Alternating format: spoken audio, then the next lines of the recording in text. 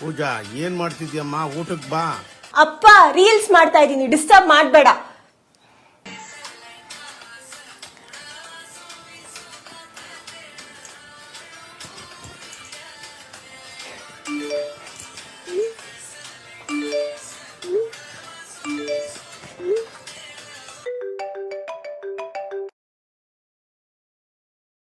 Hi, ನಮ್ದೊಂದು company ಇದೆ, ನೀವು ಇದಕ್ಕೆ ಬ್ರ್ಯಾಂಡಿಂಗ್ ಮಾಡ್ಬೋದಾ?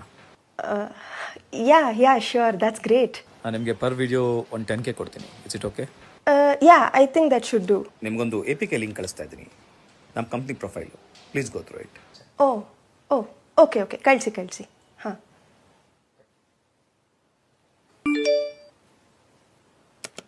Granted. Access granted.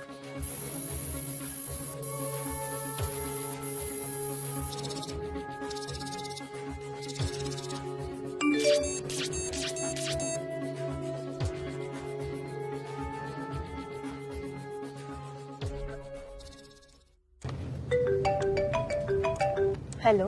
Hi, WhatsApp. Hi, any update? ನಿನಗೊಂದು ಸರ್ಪ್ರೈಸ್ ಇದೆ. ಸರ್ಪ್ರೈಸಾ? ನೀನು ವಾಟ್ಸಪ್ ಚೆಕ್ ಮಾಡು.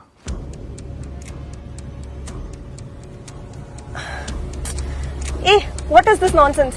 ನೀನು ಇಮಿಡಿಯೇಟ್ ಆಗಿ 50K ಕಳಿಸ್ಲಿಲ್ಲ ಅಂದ್ರೆ ಈ ಫೋಟೋಸ್ ನನ್ನ ಫ್ಯಾಮಿಲಿ ಫ್ರೆಂಡ್ಸ್ಗೆಲ್ಲ ಸೆಂಡ್ ಮಾಡಬೇಕಲ್ಲ. ಪ್ಲೀಸ್. ಹಲೋ.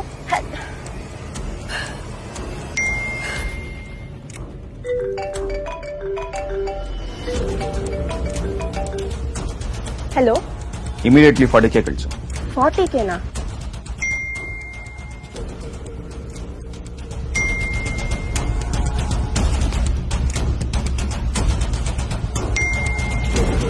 ಏನು, 2 ಲಕ್ಷನಾ? ನೋಡು, ನನ್ನ ಹತ್ರ 2 ಲಕ್ಷ ಇಲ್ಲ, 1 ರೂಪಾಯೂ ಇಲ್ಲ. ನೀನೇನ್ ಬೇಕಾದ್ರೂ ಮಾಡ್ಕೊ ಹೋಗು. ನಿಮ್ಮ ತಂದೆ ನಂಬರು ಕರೆಕ್ಟ್ ಅಲ್ವಾ? ನೋಡು, ಹಲೋ ಪ್ಲೀಸ್ ಹಾಗೆಲ್ಲ ಮಾಡಬೇಡ. ಹಲೋ. ಏನ್ ಕೆದಕ್ತಾ ಇದೆಯಮ್ಮ? ಸರಿಯಾಗಿ ಊಟ ಮಾಡು. ನಿಮ್ ತಲೆಯಲ್ಲಿ ಯಾವಾಗೂ ರೀಲ್ಸ್ ಓಡ್ತಾನೆ. ತಾಯಿ ತಂಗಿ ಫೋಟೋ ಎಡಿಟ್ ಮಾಡ್ಬಿಟ್ಟು ನಿಮ್ಮ ಫ್ಯಾಮಿಲಿ ಫ್ರೆಂಡ್ಸ್ ಎಲ್ಲರಿಗೂ ಹಂಚ್ಕೊಡ್ತೀನಿ. ಎಲ್ಲದಕ್ಕೂ ಸಾವು ಉತ್ತರ ಅಲ್ಲ. ಬೇರೆ ಏನ್ ದಾರಿ ಇದೆ? ನಮಸ್ಕಾರ, ನಾನು ದಯಾನಂದ್, ನಮ್ಮ ಬೆಂಗಳೂರಿನ ನಿಮ್ಮ ಪೊಲೀಸ್ ಕಮಿಷನರ್.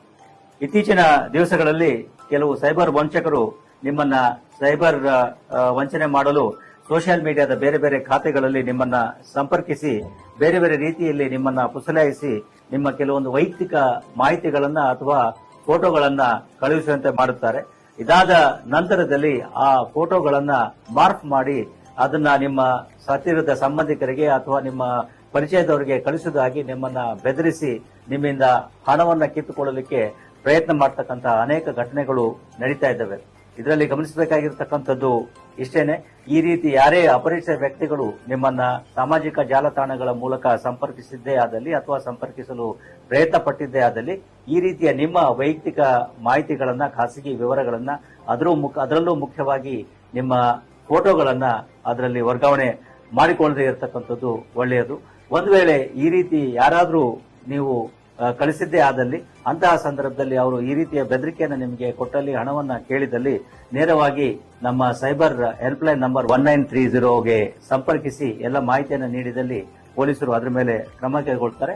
ಅಥವಾ ಹತ್ತಿರದ ಪೊಲೀಸ್ ಠಾಣೆಗೂ ಹೋಗಿ ಧೈರ್ಯವಾಗಿ ನಿಮ್ಮ ಮಾಹಿತಿಯನ್ನ ಮತ್ತು ನಿಮಗೆ ಆಗಿರ್ತಕ್ಕಂಥ ಒಂದು ವಿಷಯವನ್ನ ತಿಳಿಸಿದರೆ ಪೊಲೀಸರು ಇದರ ಬಗ್ಗೆ ಕ್ರಮವನ್ನು ಕೈಗೊಳ್ಳಲಿಕ್ಕೆ ಅನುಕೂಲ ಆಗ್ತದೆ.